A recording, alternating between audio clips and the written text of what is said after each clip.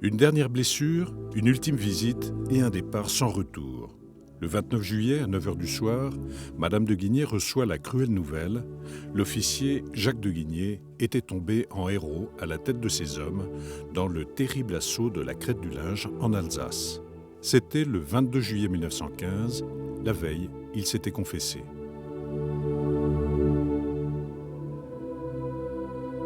En voyant couler les larmes sur les joues de sa mère, Anne comprend que le mal est irréparable.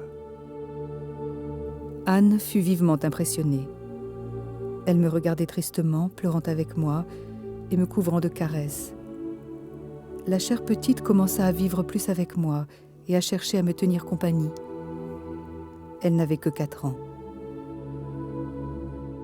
La mort qui vient de ravir ce père tant aimé emporte également avec elle les défauts de cet enfant. Non pas comme par magie, mais par une décision qu'Anne prend en réponse aux mots de sa mère. Si tu veux me consoler, il faut être bonne. Et au moment que son père a été appelé pour faire la guerre, elle a tout de suite prié. Parce que c'est la guerre qui a tout fait changer en fait.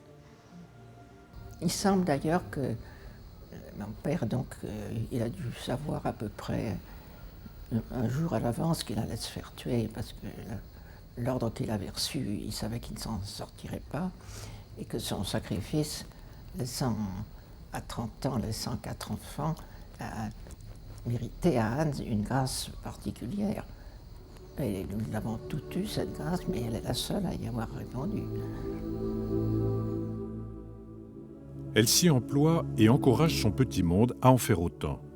Lorsque les discussions nostalgiques s'éternisent sous la charmille, Anne interrompt ses jeux, consciente des propos tristes qui doivent se tenir.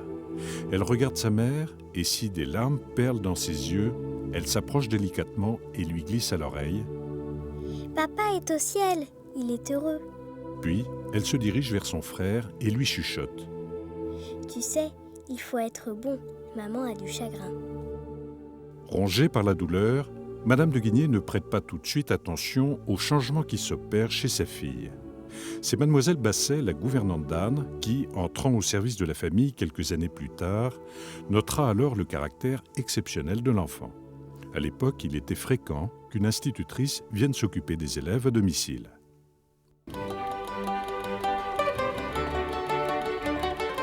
En novembre 1915, on délaisse les bords du lac d'Annecy pour rejoindre les rives de la Méditerranée, hérissées de mâts et de cordages. L'hiver y est moins rude. Les palmiers festonnent les avenues de Cannes, les parfums de Provence caressent les collines environnantes et adoucissent l'air. Mademoiselle Basset, Anne et Jacques aiment se promener, paisibles, au milieu des mimosas. Pourtant, Anne doit les interrompre, victime d'une paratyphoïde. Patiemment, elle supporte les tourments causés par la fièvre et offre ses souffrances à celui qu'elle nomme le petit Jésus. Anne se prépare à le recevoir pour la première fois.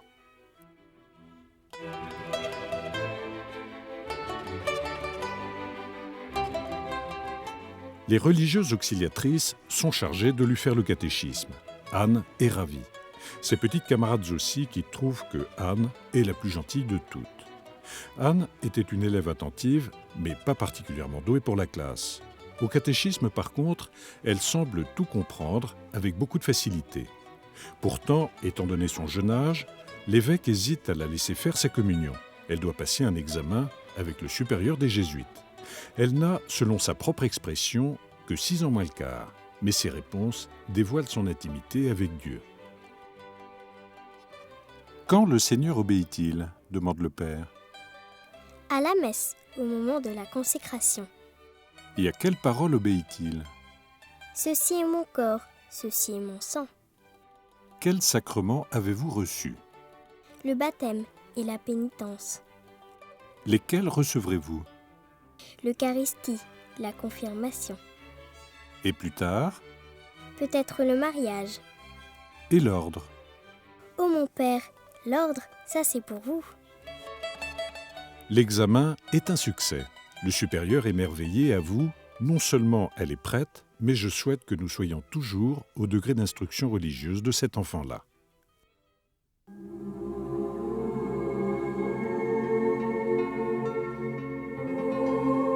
Le matin du 26 mars 1917, Anne est très silencieuse et recueillie. Le moment qu'elle désire tant est arrivé, elle s'avance dans la chapelle des Sœurs Auxiliatrices. Enfin, elle peut communier. Elle a écrit un mot en disant « Mon cher petit Jésus, je suis contente de faire ma première communion. Est-ce que vous pourrez m'aider chaque jour pour que je sois de plus en plus proche de vous, à faire plusieurs sacrifices pour m'offrir chaque jour aux autres et prier de plus en plus ?»